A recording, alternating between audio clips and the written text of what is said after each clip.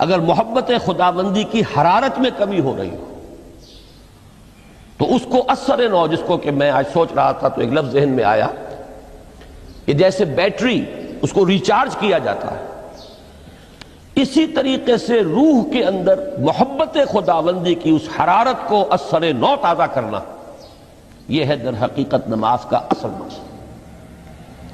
اس لیے کہ اس لفظ کا بنیادی مفہوم، اصل لغوی مفہوم تو یہ ہے، اگرچہ اس کا سب سے زیادہ کثرت سے جو استعمال ہوتا ہے اور لفظ صلاۃ جس سے در حقیقت جس تصور پر مبنی ہے وہ ہے اقدام، کسی کی طرف متوجہ ہونا اور پھر دعا۔ صلاۃ کا سب سے قریبی مفہوم لفظی جب بیان کیا جائے گا، اس سے مراد، اس کے معنی تو دعا اس میں اہم ترین ہے۔ کسی کی طرف توجہ کرنا، مناجات کرنا، گفتگو کرنا، مخاطبہ، مکالمہ، دعا، یہ در حقیقت صلاۃ کا سب سے بڑا اصطلاحی مفہوم ہے۔ لیکن جو اس کا مادہ ہے، صاد لام واو یا صاد لام یا، اس کا اصل مفہوم جو ہے وہ تاپنا، حرارت حاصل کرنا۔ تو ان دونوں کے حوالے سے عرض کر رہا ہوں، وہ تاپنا اور حرارت حاصل کرنا وہ ہے روح کے اعتبار سے۔ وہ جو کہا اقبال نے کہ بجھی عشق کی آگ اندھیر ہے، مسلمان نہیں راہ کا ڈھیر۔ یہ عشق کی آگ جب بجھ جاتی ہے، در حقیقت یہی تو انسان کی روحانی موت ہے۔ جب یہ نہ رہے تو چاہے منطق میں بہت انسان ماہر ہو۔ مجھے اقبال کا ایک شعر یاد آیا، تقابل کرتے ہوئے ایک انسان محکوم اور ایک انسان حر، آزاد انسان، ان کی نفسیات میں جو بنیادی فرق علامہ اقبال نے مختلف مواقع پر بیان کیے ہیں۔ محکوم ہے بیگانہ اخلاص و مروت، ہر چند کے منطق کی دلیلوں میں ہے چالاک۔ تو منطق کی دلیلوں میں انسان چالاک ہو جائے اور وہ لغت ہائے حجازی کا وہ ایک خزانہ بن جائے، اسے تمام الفاظ کے معنی یاد ہو، وہ بڑے مسائل فقہ کے اسے ازبر ہو، جزیات، بے انتہا جزیات جو ہیں وہ مستحضر ہوں، فلسفے کے بڑے بڑے مسئلے اس نے حل کر لیے ہوں، لیکن اگر روح میں وہ اللہ کی محبت کی آگ نہیں ہے، وہ تپش نہیں، بجھی عشق کی آگ اندھیر ہے، مسلمان نہیں راہ کا ڈھیر۔ اسی کے حوالے سے آج مجھے یاد آیا تھا کہ وہ جو بڑی سادہ سی ایک نظم ہے، اللہ تعالیٰ سے دعا، یا رب دل مسلم کو وہ زندہ تمنا دے، اس میں بھی جو الفاظ آئے ہیں، جو روح کو گرما دے اور قلب کو تڑپا دے، یہ ہے اصل جو مقصود ہے نماز کا۔ اور یہی وہ چیز ہے جیسا کہ میں نے عرض کیا تھا کہ نگاہوں سے اوجھل، یہ پہلو سامنے ہے ہی نہیں، دوسرا پہلو سامنے ہے اور وہ بھی میرے نزدیک بہت اہم ہے، بہت بنیادی ہے، اس میں کوئی شک نہیں، لیکن یہ ہے بلند ترین منزل کہ تقرب الی اللہ، اس کے لیے در حقیقت یہ کس لیے درکار ہے؟ روح کے اندر عشق کی حرارت اور گرمی تازہ ہو جائے۔ بسا اوقات یہ اندر دب جاتی ہے، جیسے انگارہ ہوتا ہے آگ کا، اس کے اوپر خاک اور راکھ آ جاتی ہے، اندر کچھ ہوتی ہے، آگ دبی ہوئی سمجھ، آگ بجھی ہوئی نہ جان، اس دبی ہوئی آگ کو پھر ایک شعلہ بنانا، پھر اس کے اندر ایک حیات تازہ پیدا کرنا، یہ ہے نماز کا اہم ترین اور بلند ترین مقصد۔ لیکن اس کے ساتھ ہی اس نماز میں ذکر ہونا، اس کا یہ ذکر ہے، اور ذکر کی جب میں فہرست بیان کیا کرتا ہوں، بہت سے حضرات کے سامنے ہوگا کہ ذکر کا در حقیقت مفہوم ہے استحضار اللہ فی القلب۔ ہمارے ہاں غلطی سے جو ذرائع ذکر ہیں انہیں ذکر قرار دے دیا گیا ہے۔ نماز ذکر نہیں ہے، نماز ذکر کا ذریعہ ہے۔ اقیم الصلاۃ لذکری، نماز قائم کرو میرے ذکر کے لیے۔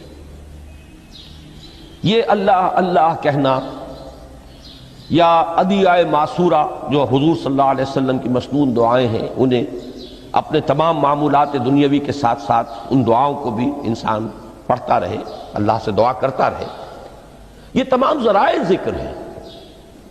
سبحان اللہ الحمدللہ الحمدللہ، اس کا آپ ورد کیجئے، یہ بھی ذریعہ ذکر ہے. حقیقت میں ذکر ہے استحضار اللہ فی القلب، اللہ کو دل میں لے آنا، اللہ کو دل میں حاضر کر لینا. اصل میں تو ترجمہ ہوگا، لیکن حاضر جاننا، یہ کیفیت جو ہے انسان کو حاصل ہو جائے. اب اس کے حوالے سے ذرا بات سمجھیے کہ ایک تو میں عرض کر چکا ہوں مجسم ذکر تو قرآن ہے، لہذا ذکر کی فہرست جب آپ کریں گے ذرائع ذکر تو ان میں سب سے پہلے قرآن آئے گا، اس لیے کہ وہ ہماری حکمت کے پہلے مسئلے کو حل کر رہا ہے، بنیادی مسئلہ، اہم ترین مسئلہ. دوسرے نمبر پر ذکر جو ہے، اب اس کے لیے کچھ اصطلاحات جو میرے مختلف دروس میں شاید آپ کے سامنے بعد میں آئیں یا پہلی آ چکی ہوں، ان کے حوالے سے میری بات سمجھیے. ایک ذکر غیابی ہے، تھرڈ پرسن میں، صیغہ غائب میں اللہ کی یاد کرنا. اللہ اکبر اللہ اکبر اللہ اکبر. ابھی اللہ اکبر جو ہے یہ جملہ اسمیہ خبریہ ہے، ایک حقیقت کی تکرار آپ کر رہے ہیں، اللہ سب سے بڑا ہے، اللہ سب سے بڑا ہے. سبحان اللہ سبحان اللہ سبحان اللہ، یہ در حقیقت ذکر غیابی ہے کہ آپ اس میں مخاطب نہیں ہیں اللہ سے. ایک ذکر خطابی کہیں یا ذکر حضوری کہیں، جس میں مکالمہ ہوتا ہے، جس میں گفتگو ہوتی ہے. تو نماز در حقیقت ذکر حضوری اور ذکر خطابی کی بلند ترین شکل ہے. اس لیے میں نے عرض کیا تھا کہ نماز کے لفظ یا صلاۃ کے لفظ، یہ اصطلاحی معنی جو اکثر و بیشتر کیے جاتے ہیں وہ ہے دعا. اور دعا میں ہوتا کیا ہے؟ مکالمہ ہے، مخاطب، اے اللہ، اے میرے رب، اے پروردگار.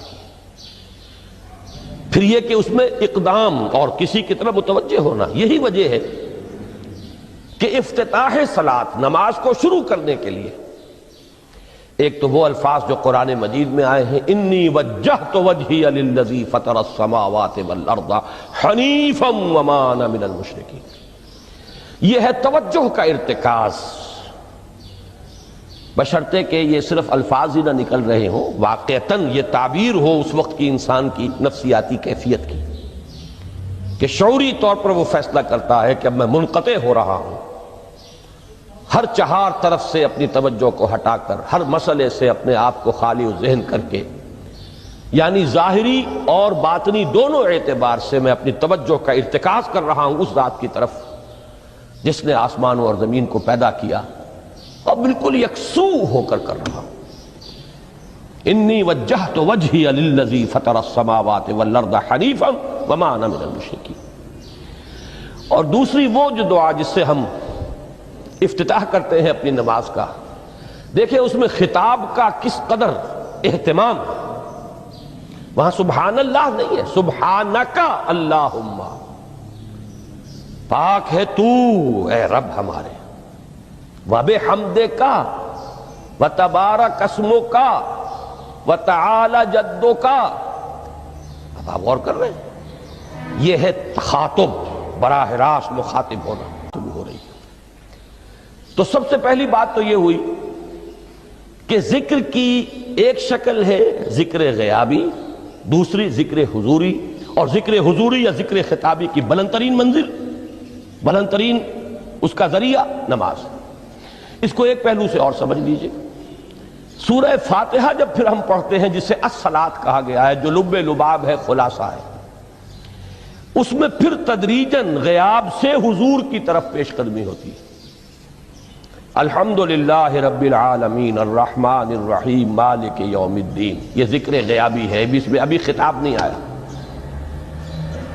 یہ وہی جملہ اسمیہ ہے، کل تعریف اس اللہ کے لیے ہے جو تمام جہانوں کا پروردگار ہے، مالک ہے، جو رحمان ہے، رحیم ہے، جزا و سزا کے دن کا مختار و مالک ہے. اب یہ غیاب سے حضور کی طرف، ایاک نعبد و ایاک نستعین اہدنا الصراط المستقیم، یہ ہے وہ. اب پہلے ایک معاہدہ ہے، ایک اقرار ہے، اعتراف ہے وعدہ ہے اور پھر دعا ہے، استدعا ہے کہ حضور نے فرمایا یقول اللہ تعالی، اللہ یہ فرماتا ہے، اسی لیے